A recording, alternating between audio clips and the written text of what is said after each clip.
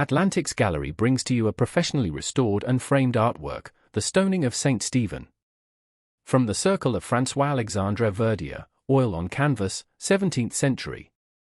French Baroque movement, restored clarity, and compact devotional drama. See more at atlantiques.co.uk. Its appeal lies in the strength of the composition, the historic character of the subject, and the way the object presents as a collector-ready artwork. Look closely at the full composition, then at the details: composition, restoration, framed presentation. These are the qualities that give the painting its wall presence and collector appeal.